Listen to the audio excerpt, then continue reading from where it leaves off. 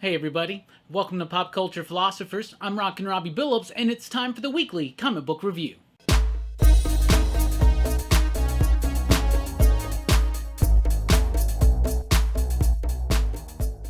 That's right everybody, thanks for checking out the video. I am Rockin' Robbie Billups. This is the weekly comic book review. It's the show where I read a lot of comic books, and I'll let you know what I thought about them, and we always start with the pick of the week. This week's pick of the week, Death Metal Number 2. Seriously, this was the most fun I had reading a comic book this week. There are a lot of great books out this week. A lot of books with nuance and real subtle subtext to it, right? Death Metal's not necessarily one of those books. This book's not subtle. It's in your face. It's boisterous. It's loud.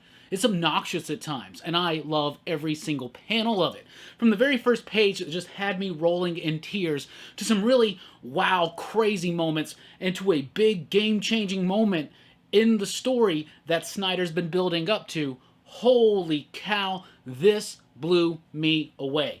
Love it. You can tell that Scott Snyder, the writer, and Greg Capullo, the artist, are having so much fun with this book. They're throwing everything they want. They're throwing it all out there, and they're seeing if it will stick. Well, it is all sticking. The focus on Wonder Woman, Batman's new role in this post-fall death metal world of the DC Universe, I'm loving it. I'm loving it so much. The artwork is exactly what you expect from Capullo.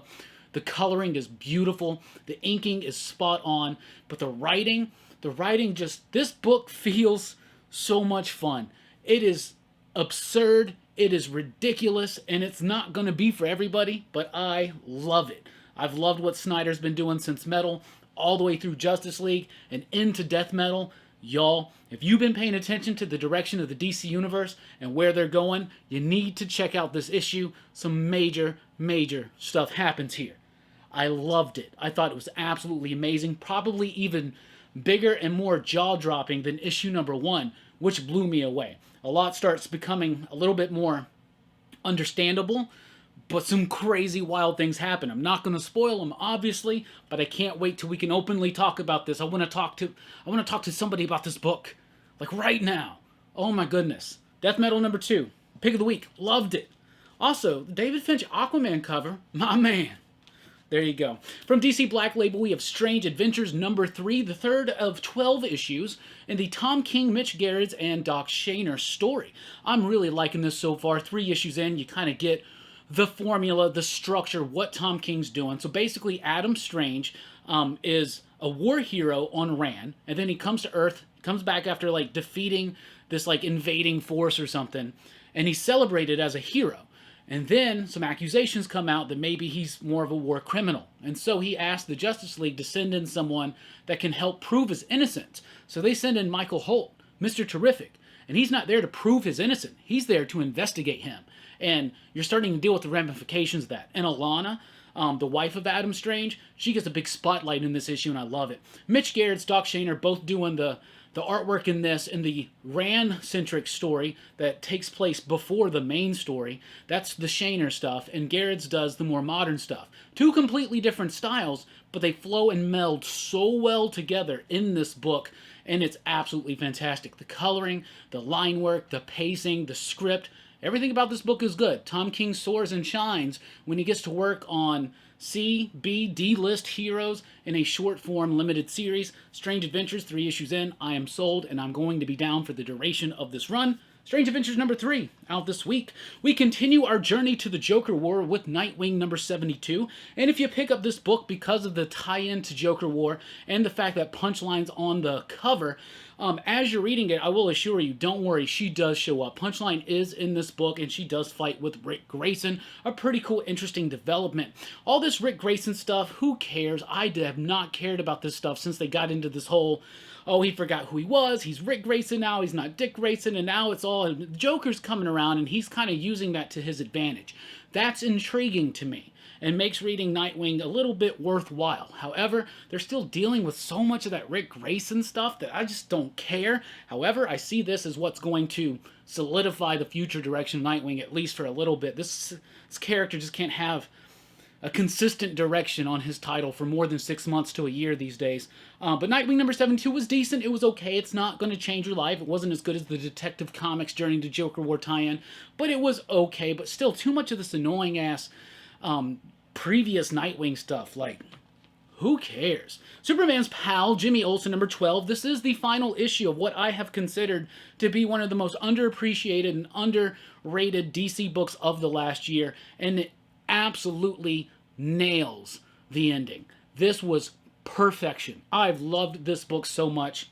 People that know me personally, they know that I cannot stand the character of Jimmy Olsen. Jimmy Olsen annoys me. I love Superman comics. I love Superman movies. I love Superman cartoons. I love Superman mythology.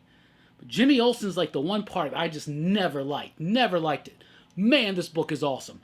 It has all the absurdity of the old school Silver Age Superman's pal Jimmy Olsen, but it's got all the complexities of the modern, more sophisticated storytelling. This book has been dense. It's been uniquely structured. It's been a big jumble of mysteries that have all neatly come together in one nice package. And seriously, roles are redefined in the issue, in the finale issue of Jimmy Olsen. I loved it. I thought it was great. Matt Fraction, Steve Lieber, Nathan Fairbairn, Clayton Cowles. Holy cow, this book, when it comes out in a collected form, all 12 issues, I highly encourage you to read this. I'm not kidding you. Jimmy Olsen is amazing. Quirky, absurd, but very nuanced, densely structured, and just a masterpiece. Seriously, I'm surprised too. Justice League number 49 is out this week. It's continuing the Cy Spurrier story where the Justice League go to a planet and they defeat the tyrannical rulers of that planet. Now the population doesn't know what to do, and they want the Justice League to rule them. So it's asking the question, should the Justice League rule this planet? And with all the other crazy cosmicness going on, this doesn't feel as big as it should. And ever since Snyder's run ended, kind of abruptly feeling in the story to wait until Death Metal, and that's what's going on right now. This book just, it's obviously filler, and it feels like filler. And this issue was pretty weak, and I'm just kind of holding out right now for that Doom Metal tie-in where it's like Lex is back, and he's, you know, that's going to be good. Joshua Williams is doing that. I think that starts in like 3 or 4 issues, something like that. Aquaman number 61 is here. I was really digging what Kelly Sue DeConnick was doing with this title at first, but ever since we kind of got past the initial arc and Aquaman starts remembering who he is, I feel like I don't know, she's still having to juggle around all this stuff left over from the previous run, and you got the marriage and the wedding and the baby, and it's all getting to be, seems like it's too much to handle, too soap opera-y at times. And I'm just not quite feeling it. The artwork's pretty solid, but the story right now, I like that there's some nice Ocean Master moments in here and some neat setup to what could possibly come. But this book, over the last several issues, has just been kind of, to me, a jumbled mess of melodrama. And I haven't really been digging it quite as much. I would like to see some shake-up in the world of Aquaman. Not necessarily, you know, just for the sake of it, but maybe a new writer, a new creative team, something. I need something. I don't know. Maybe the post-Death Metal universe will give us something. I think Kelly Sue DeConnick could do something really cool with it. It just feels like she's still having to deal with all this dangling baggage. I don't know. Just not digging it right now. Metal Men number 8, though, surprisingly digging this book. This book's cool. It's Shane Davis, right? Shane Davis and Dan DiDio. I read the first couple issues of this, and I quickly got rid of it. But during the shutdown, when DC started slowly coming back, Metal Men was one of those books. I was like, well, there's only like 4 books out this week. I got to cover it, got to read, get caught up. I'm glad I did. I'm liking it. I'm really liking it. The whole point of this book is that the Metal Men have found out that Doc Magnus is kind of a jerk, kind of an a-hole, right? And so they kind of rebel against that. And Doc's got this like this hole in his life now. So he creates these new versions of the Metal Men, but they're based on gases and they're all modeled after animals. And I really like those characters. Some crazy fun things happen in this, but I'm enjoying it. Feels quirky, feels silly, feels a little old school. And you got Chemo in here, which is always a great villain. I've always liked him, just visually striking to me. Metal Men number 8. I'm digging it. Daphne Byrne is here with its final issue, issue number 6. It's kind of a rushed, quick ending. And I wasn't quite digging it at first, but when you get to a certain moment at the end, there's a certain kind of turn in the story that I went, that's kind of clever. But overall, the execution of Daphne Byrne, to me, has made it the weakest of all the Hill House books. I think all the Hill House books stand on their own merit, but to me, Daphne Byrne is the weakest. It had a nice punch at the end, but it was kind of small, not really worth 6 issues of build-up.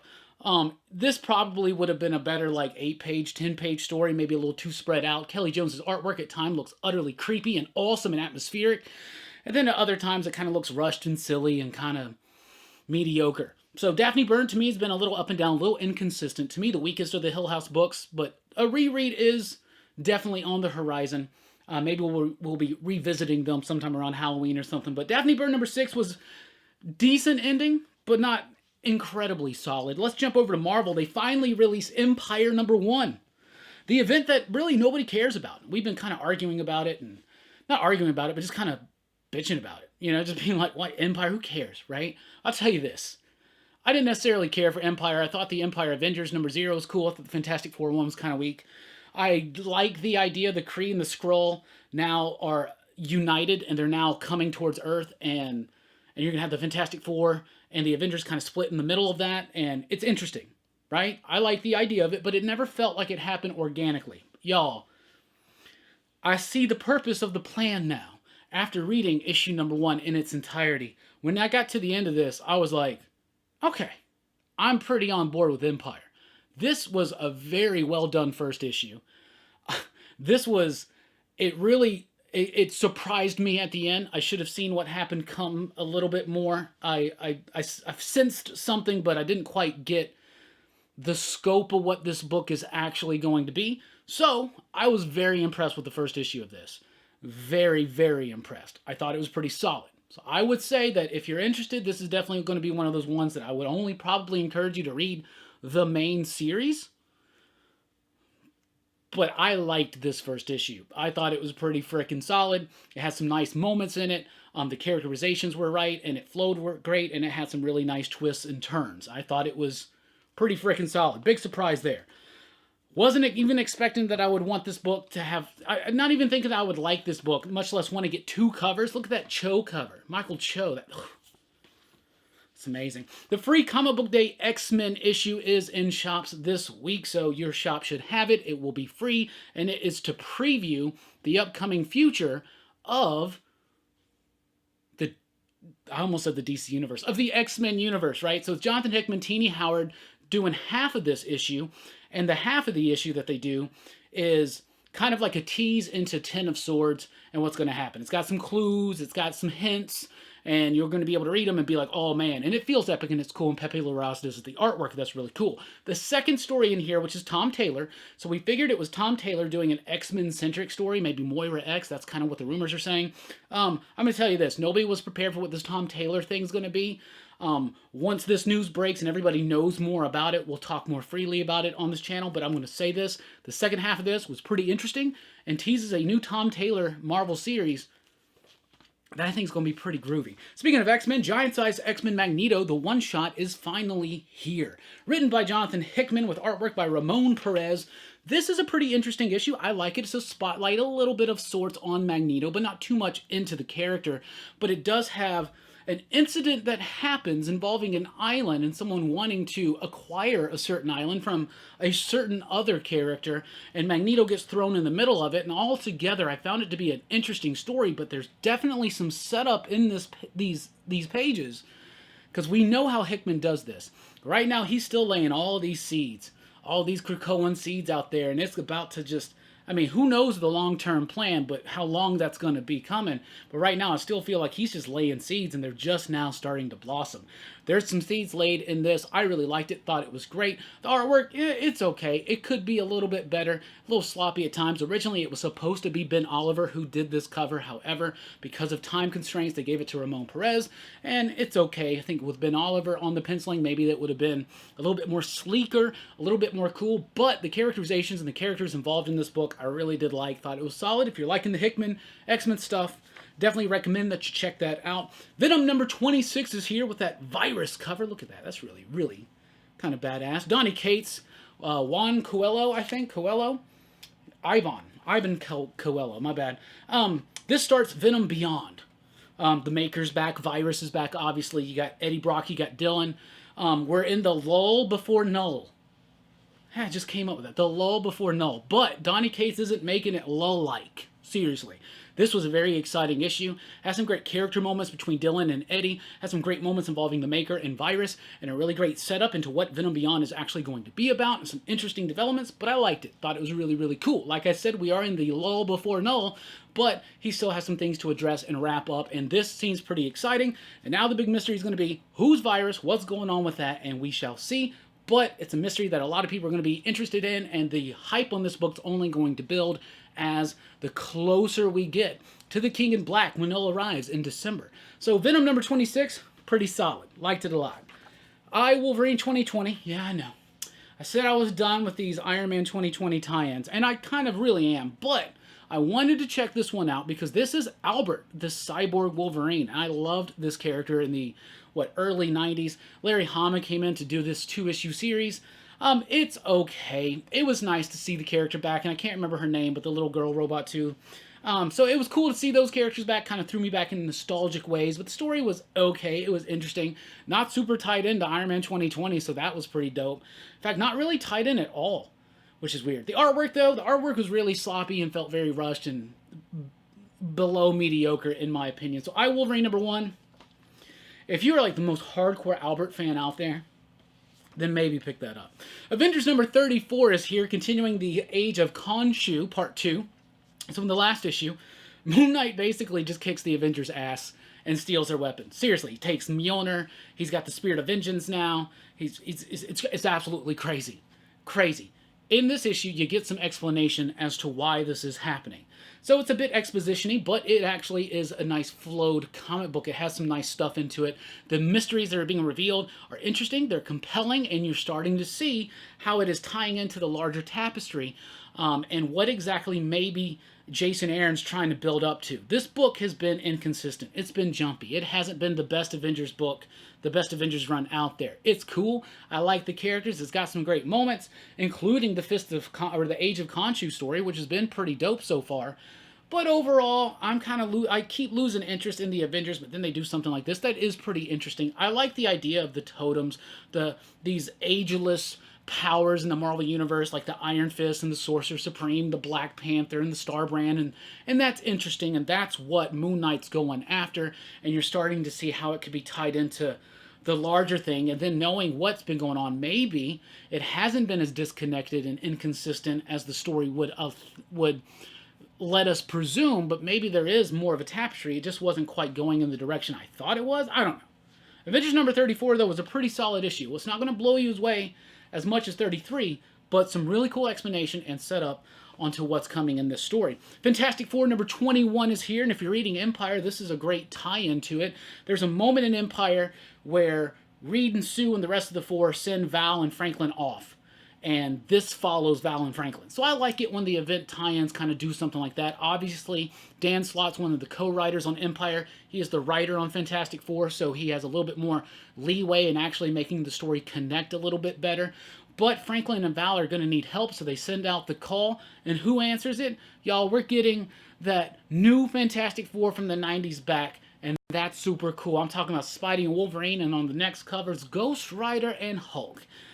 Y'all know how much I love that Art Adams story. It was great. Everybody from the 90s just ate that shit up. So I'm really excited for this. I thought it was a pretty solid issue of Fantastic Four and a pretty solid tie-in to Empyre that actually picked up direct story threads and brought them into there. And so I thought it was cool as an auxiliary look into more of the perspective and peripheral what's going on in the book with the Fantastic Four characters. Amazing Spider-Man issue 44 is here.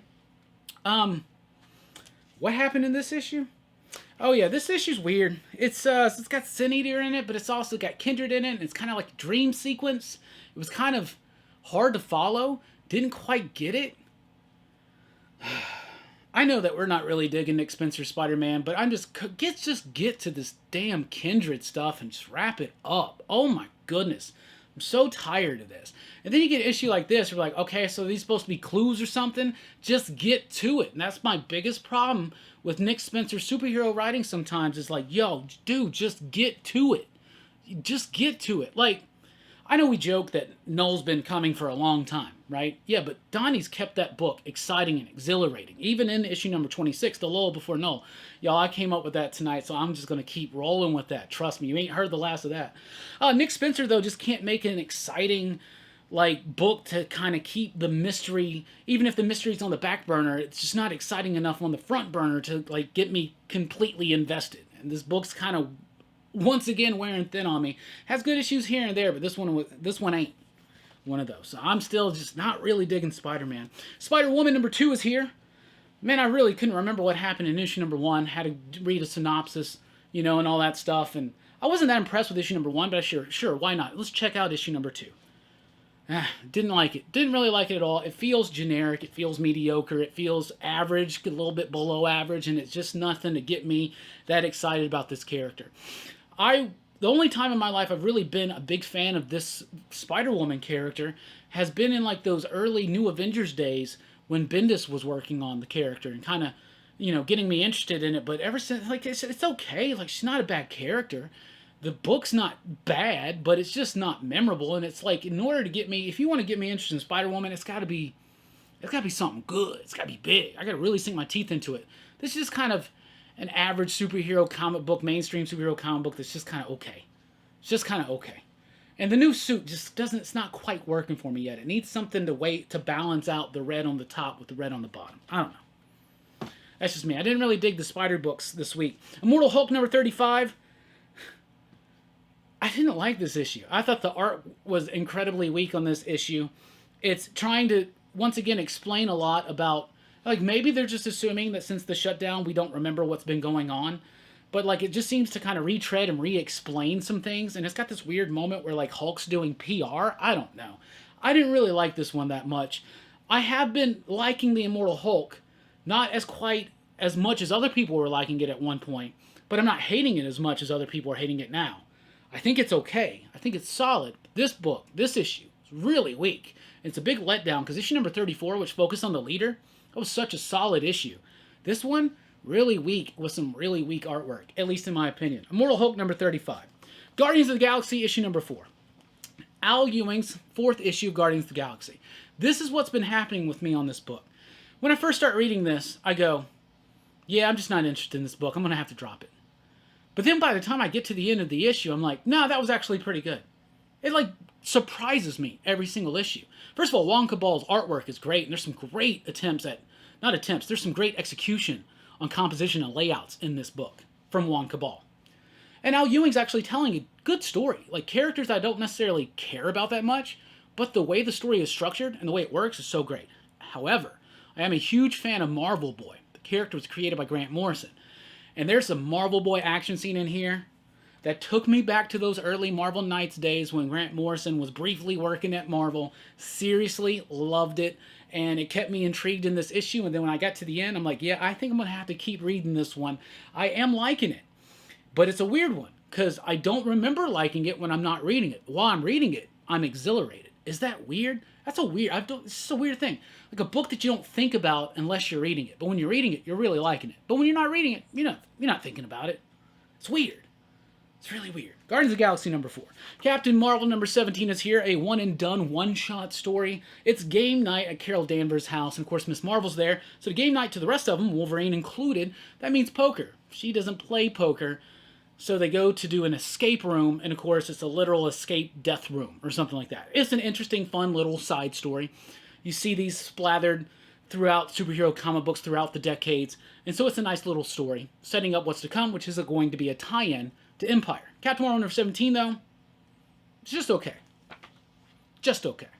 And next up, we have Gideon Falls, issue number 23 from Image Comics, writer Jeff Lemire, artist Andrea Sorrentino, colorist Dave Stewart, Steve Wands on the lettering. Y'all know I love Gideon Falls. This has been one of my favorite comic books ever since it first debuted with issue number 1, and it continues to be one of my favorite comic books. Incredibly eerie, intensely creepy, in-depthfully fully immersive and atmospheric. I love Gideon Falls so much. Great composition and layouts, the flow, the creep factor, it's all there. It's a big mystery. Just when things become clear, more mysteries appear, but it keeps me completely engaged. I love this book so much, and this issue are in a weird futuristic, like, cyberpunk version of Gideon Falls, and then some crazy stuff happens, some crazy, super creepy stuff happens. Comic books, horror comic books especially, don't quite make my skin crawl. This one does. Gideon Falls just nails it, and I've said it before, I'll say it again. Any new comic book day with a new issue of Gideon Falls is one of the best new comic book days of the year. No lie, Gideon Falls is great. If you haven't been reading it, get caught up on it. You're gonna love it. And it's a great book to read in chunks like that, in trade paperbacks, or just collecting the books up and then read them all again. Really great stuff. Speaking of Image and Jeff Lemire, Family Tree issue number 7 is here. This book gets great. This book gets so intensely tragic and hopeful, optimistic, and just depressing all at the same time. Jeff Lemire can do that. He's got this bittersweet, melancholy optimism in his books, like a tinge of it, something that really just comes through and it kind of hits your soul. Family Tree starts off as silly stories. This girl starts turning into a tree. Apparently other people turn into trees too. There are these people after her trying to stop her from turning into a tree. Why? Well, you're starting to find out why, but that's not what this book's about. It's not about a girl who turned to a tree. It's about a mother dealing with loss. It's about a brother dealing with a life change out of nowhere. It's about a grandfather struggling for redemption. It's about a father trying to bring hope one more time. It's about a little girl trying to understand who she is and her place in the grand plan of the universe. Seriously, this book is amazing. But it's also just about a girl who's turning into a tree. It's great. Family Tree is amazing. Phil Hester's artwork is so angled and edgy and perfectly captures the frantic nature of the book, and of course, the actual idea that this is someone turning into a tree. Family Tree number 7 is here, and it is freaking awesome. Freaking awesome. Boom has released a free comic book day issue as well. There are other free comic book day issues coming out this week, but the big ones are going to be the X-Men one and the Power Rangers one. This one is kind of a recap on who the Ranger Slayer is, what has been going on with her, and it's a setup to the upcoming Ranger Slayer comic book. It's written by Ryan Parrott, who is the main architect of the Power Rangers books, and it's got artwork by Dan Moore and others. Really cool stuff. I really liked it, and that character's so dope. Just opened up the action figure. Man, y'all. Seriously, same week. I mean, it was just meant to happen. Just meant to happen. Anyway, Ranger Slayer's a really cool character, a great design on the costume. This is a great issue, man. Power Rangers is still one of the best superhero comics books on shelves. And if you want to know why, read this free comic right there. It's great. We also have Mighty Morphin Power Rangers number 51. That's right, it did not get canceled. I had thought I had heard that it was getting canceled. But now I think I've heard 100% that it is getting canceled after issue 55, and relaunching is just Mighty Morphin number 1. Along with another ongoing Power Ranger book. So there's going to be some shifting and changing in the Power Rangers line in the upcoming months, but it's all because they're building up to something. So now, after the surprising, or not so surprising, events at the end of issue number 50, we're picking up from there. You get a typical Power Rangers tale, but you also get that mystery starting to be threaded. What is this guy running from? It's Draken. Draken's back, and he's running from something big and bad. What is it? We're going to slowly build up to that. And also, redoing the Rita holding the Green Ranger cover in foil. Bruh, Power Rangers is great. Only problem with this, because the artist of Power Rangers has jumped on to Seven Secrets, the new Boom book with Tom Taylor, which I've read the first 2 issues of, and it's pretty freaking solid.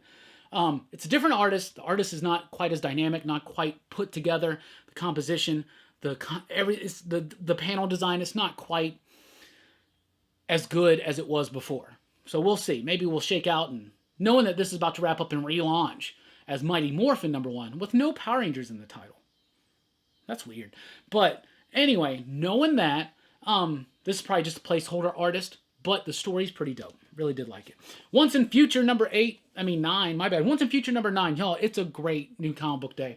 Once in Future number 9 is great. Beowulf has now been introduced into the story. You got Merlin running around. This has some of the best action scenes you're going to see in a comic book this week, enhanced by the beautiful colors of Tamara Bonvillain. Dan Mora knows how to handle the soft slow moments, but those giant moments of action and mystical brouhaha, absolutely fantastically rendered and enhanced by those colors.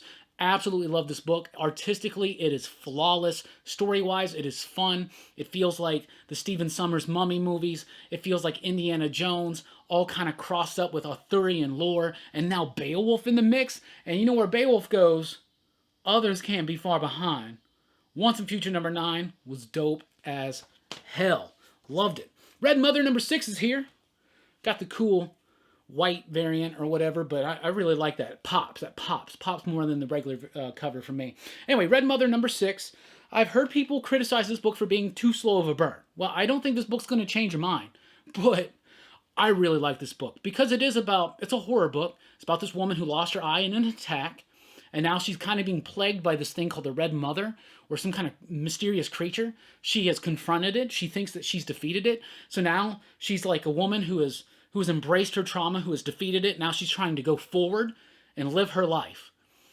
But it ain't going to let go. It ain't letting go at all. And this book, first of all, I love the character moments. It is mostly character moments. Great conversation.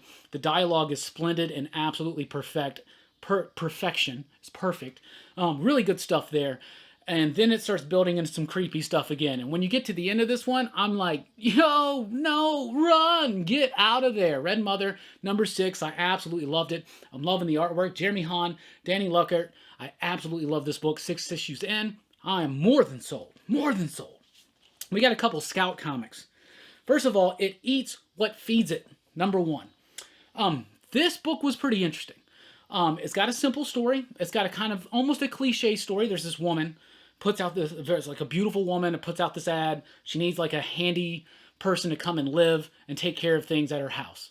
Seems too good to be true. So this dude gets kind of wrapped up in it. The artwork in this book is pretty freaking good. I really like it. I like the coloring.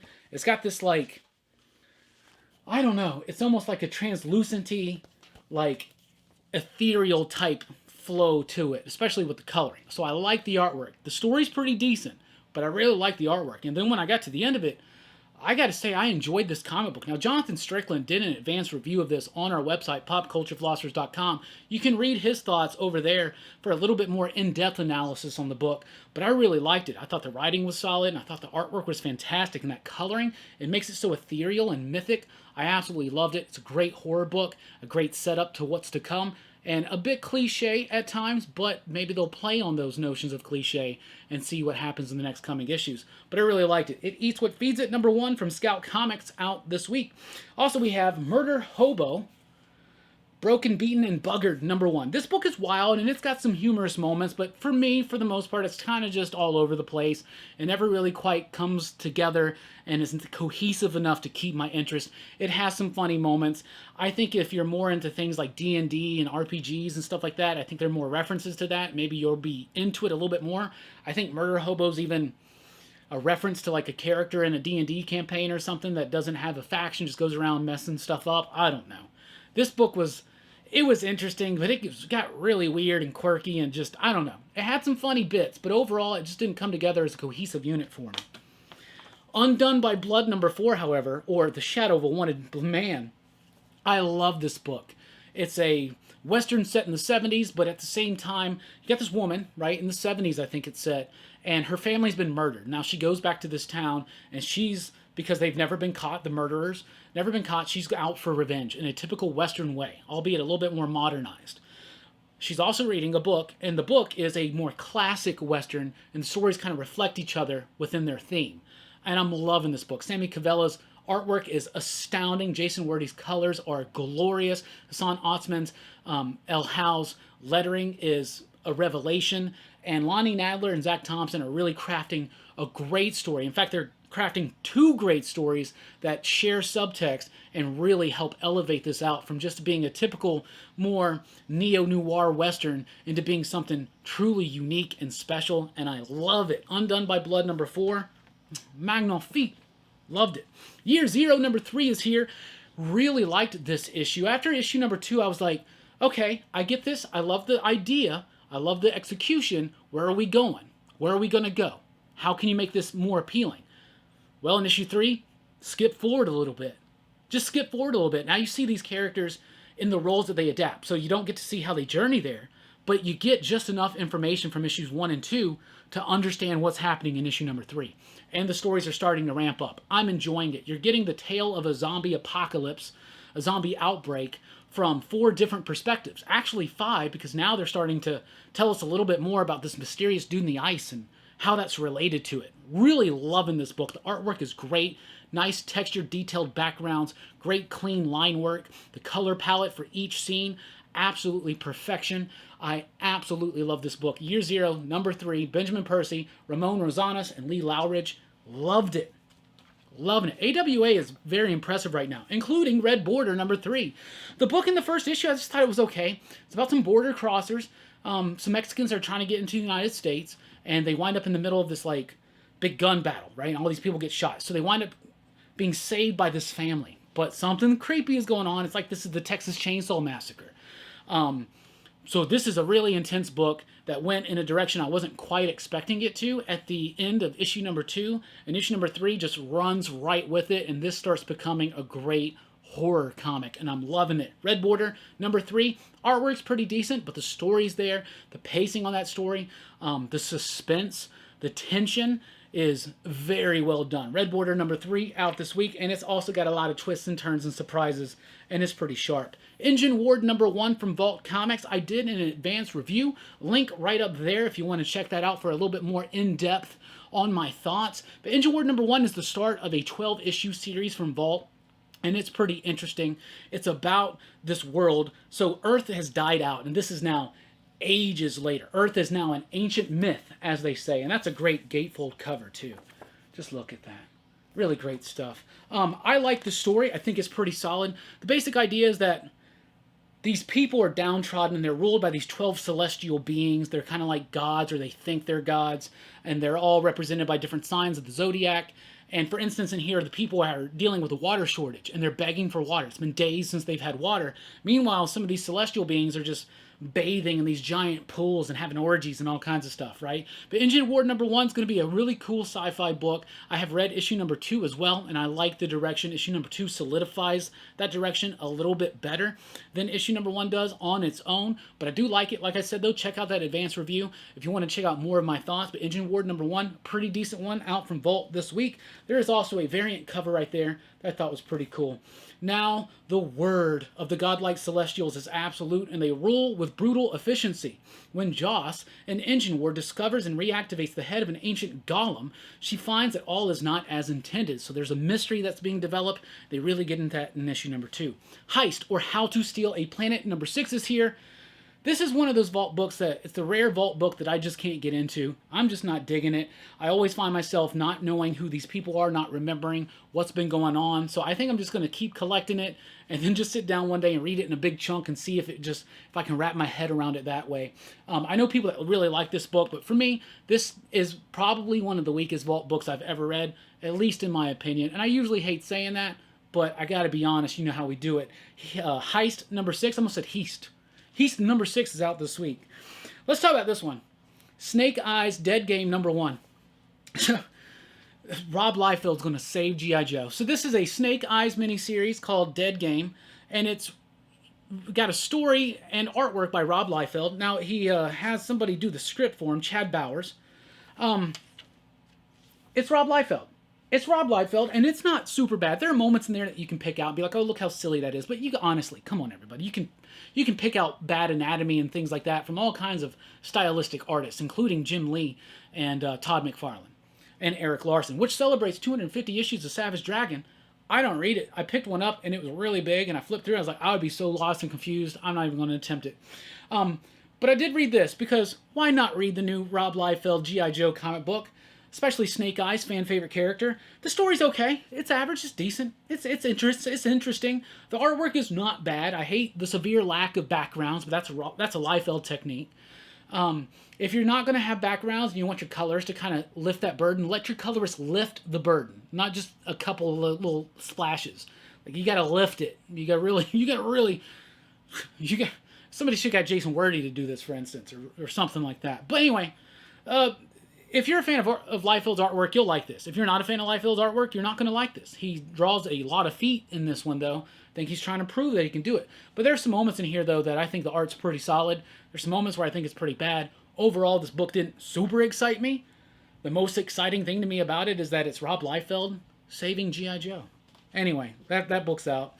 Star Trek Deep Space Nine, Too Long a Sacrifice, #1. Kicks off a murder mystery. It's set during the time of the Dominion War, so you're dealing with all that stuff in the background. But it's basically a mystery. There's a terrorist attack on one of the coffee bars on DS9. And so, some people get killed, and now it's up to Odo to try to solve the mystery, all the other factions. This is a typical detective story, and it's pretty interesting, and it's cool. If you've never watched DS9, I wouldn't recommend it. If you're not the hardcore Star Trek fan like I am, I don't know if I necessarily recommend it. But if you do like Star Trek and you like DS9, it's always nice to revisit those times and those characters, because I love DS9. And it's kind of Odo-centric, but it's got a little bit of everybody in there. But I thought this was pretty decent, and I'm not usually the most impressed with Star Trek books, but I thought it was pretty decent. Sacred 6, #1 from Dynamite. This is written by Christopher Priest, and I know it's probably some kind of crossover with some different characters like Panther, Draculina. What's a Draculina? Chastity, Lilith. Okay, I know those. Vampirilla, but there's no Vampirilla in here. I was really lost. Really, really lost. Now, maybe I should have been reading Vampirilla before this, and it seems like I should have, because there are a lot of references to Vampirilla in here, to what's been going on in the Priest run. I am a fan of Christopher Priest, so I wanted to check this out, but the artwork is really solid. The structure of the story is very intricate and exciting, but I was so lost and confused. If I wanted to get into it, I'd probably have to read Vampirilla, and I don't know if I'm ready to do that. Anyway, Sacred 6, #1 is out this week. We were short our Jay Lee cover. The Jay Lee cover is the one that I wanted to pick up. And finally, let's talk about Dose. Dose #1 from It's Alive. It is a delightfully indie book. Only if you are a fan of the most indie of indie-type comics would I recommend this. If you like the Daniel Clowes stuff, if you like that kind of stuff, if you like really weird, quirky indie stuff, maybe check it out. I did enjoy it. It's very much about drugs in this crazy superhero world, and this dude used to be a superhero, and now he's just kind of like a druggie, and he's trying to get his next fix. And there's some really interesting ideas, like the meta drugs and all this stuff. And I love the cover. I think I may be self-medicating too much, aren't we all? But Dose #1 was pretty interesting. If you like really weird, offbeat, quirky, incredibly indie books, check this out. If that's not your favor, steer very far clear. It's very verbose and wordy at times, but overall I found some decent ideas, some interesting artwork, and I may be coming back for another dose. Ha ha ha ha. Anyway, that's what I read. That's what I thought about it. What are you reading? What are you excited about? Let us know in the comments down below. Thank you so much for checking out the video. Please do like, share, subscribe, and click the notification bell so you don't miss a single video. Top 10 video coming later on, and we have a lot of fun talking about comic books, movies, pop culture, and a whole lot more here. So join us at popculturephilosophers.com for podcasts, blogs, advanced reviews, and a whole lot more. We really do appreciate it. Thanks for rocking with us. I've been Rockin' Robbie Billups. Keep on reading.